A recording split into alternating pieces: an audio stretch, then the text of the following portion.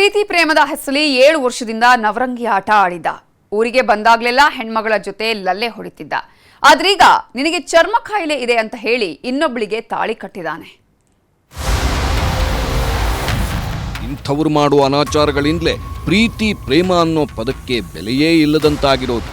ಅಮಾಯಕ ಹೆಣ್ಮಕ್ಕಳ ಬಾಳಲ್ಲಿ ಆಟ ಆಡೋ ಕಿರಾತಕರು ಊರೂರಲ್ಲೂ ಹುಟ್ಕೊಂಡಿದ್ದಾರೆ. ತೊನ್ನಿನ ಸಮಸ್ಯೆಯಿಂದ ಬಳಲ್ತಿದ್ದ ಹೆಣ್ಮಗಳ ತಲೆ ಕೆಡಿಸಿದವ 2 ಬಾರಿ ಅಬಾರ್ಷನ್ ಮಾಡಿಸಿ ಕೈ ಎತ್ತಿದ್ದಾನಂತೆ. ಮದುವೆ ಆಗೋಣ ಬಾ ಅಂತ ಬಣ್ಣ ಬಣ್ಣದ ಕಥೆ ಕಟ್ಟಿ ಬೇರೊಬ್ಬಳ ಜೊತೆ ಕದ್ದು ಮುಚ್ಚಿ ಮದುವೆಯಾಗಿದ್ದನಂತೆ.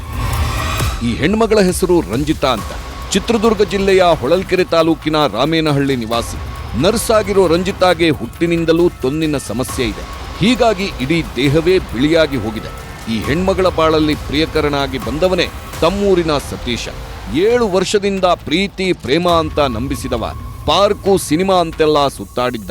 ಕೊನೆಗೆ ಪ್ರೀತಿ ಹೆಸರಲ್ಲೇ ಅಮಾಯಕಿಯನ್ನ ಹುರಿದು ಮುಕ್ಕಿದ್ದ. ಧಾರವಾಡದಲ್ಲಿ ವ್ಯಾಸಂಗ ಮಾಡ್ತಿದ್ದ ಸತೀಶ ಊರಿಗೆ ಬಂದಾಗಲೆಲ್ಲ ತನ್ನ ಕಾಮದಾಸೆ ತೀರಿಸ್ಕೊಳ್ತಿದ್ದ. ಸತೀಶನ ಪಾಪದ ಕರ್ಮಕ್ಕೆ ಈ ಹೆಣ್ಮಗಳು 2 ಬಾರಿ ಗರ್ಭಿಣಿಯಾಗಿದ್ಲಂತೆ. ನನಗೆ ಕೆಲಸ ಸಿಗೋವರೆಗೂ ಇದೆಲ್ಲ ಬೇಡ ಅಂತ ಕಥೆ ಕಟ್ಟಿದವ ಕದ್ದು ಮುಚ್ಚಿ ಅಬಾರ್ಷನ್ ಮಾಡಿಸಿದ್ದ. ಈಗ ಇದ್ದಕ್ಕಿದ್ದಂತೆ ದೂರಾದವ ನಿನಗೆ ಚರ್ಮದ ಕಾಯಿಲೆ ಇದೆ, ನಿನ್ನನ್ನ ಮದುವೆ ಆಗಲ್ಲ ಅಂತ ಬೇರೊಬ್ಬ ಯುವತಿ ಜೊತೆ ರಿಜಿಸ್ಟರ್ ಮ್ಯಾರೇಜ್ ಆಗಿದ್ದಾನೆ. ಅವರು ನನ್ನನ್ನು ಲೈಂಗಿಕವಾಗಿ ದೌರ್ಜನ್ಯಕ್ಕೆ ಬಳಸ್ಕೊಂಡು ಯೂಸ್ ಮಾಡಿಕೊಂಡು ಮದುವೆ ಆಗ್ತೀನಿ ಅಂತ ನಂಬಿಸಿ ಕಾಯಿ ಅಂತ ಹೇಳ್ಬಿಟ್ಟು ನನಗೆ ಮೋಸ ಮಾಡಿದರು. ಇವಾಗ 1 ತಿಂಗಳ ಹಿಂದೆ ರಿಜಿಸ್ಟರ್ ಮ್ಯಾರೇಜ್ ನನಗೆ ಮೋಸ ಮಾಡಿ ಇನ್ನೊಬ್ರನ್ನ ಮದುವೆ ಆಗಿದ್ದಾರೆ. ಪ್ರೀತಿಸಿದವಳಿಗೆ ಕೈಕೊಟ್ಟು ಎಸ್ಕೇಪ್ ಆಗ್ತಿದ್ದಂತೆ ರಂಜಿತಾ ಕಣ್ಣೀರಿಡ್ತಿದ್ದಾಳೆ. ದಿಕ್ಕು ಕಾಣದಂತಾದ ಹೆಣ್ಮಗಳು ಪೊಲೀಸ್ ಠಾಣೆ ಮೆಟ್ಟಿಲೇರಿದ್ದಾಳೆ. ಆದ್ರೆ ಕಿರಾತಕನನ್ನ ಮಾತ್ರ ಪೊಲೀಸರು ಪತ್ತೆ ಹಚ್ಚಿಲ್ವಂತೆ.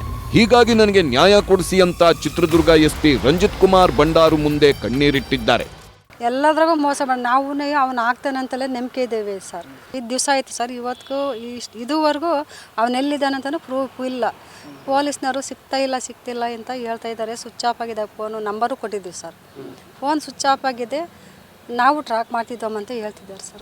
ಒಟ್ನಲ್ಲಿ ಪ್ರೀತಿ ಹೆಸರಲ್ಲಿ ತೆವಲು ತೀರಿಸಿಕೊಂಡವ ಇನ್ನೊಬ್ಬಳ ಜೊತೆ ಹಸೆಮಣೆ ಏರಿದ್ದಾನೆ. ಆದ್ರೆ ಪ್ರೀತಿಸಿದವನೇ ಜೀವ ಅಂತ ನಂಬ್ಕೊಂಡವಳು ಈಗ ಕಣ್ಣೀರಲ್ಲಿ ಕೈ ತೊಳೆಯುತ್ತಿದ್ದಾಳೆ. ವಿನಾಯಕ್ ತೊಡರ್ನಾಳ್, ನ್ಯೂಸ್ 18, ಚಿತ್ರದುರ್ಗ.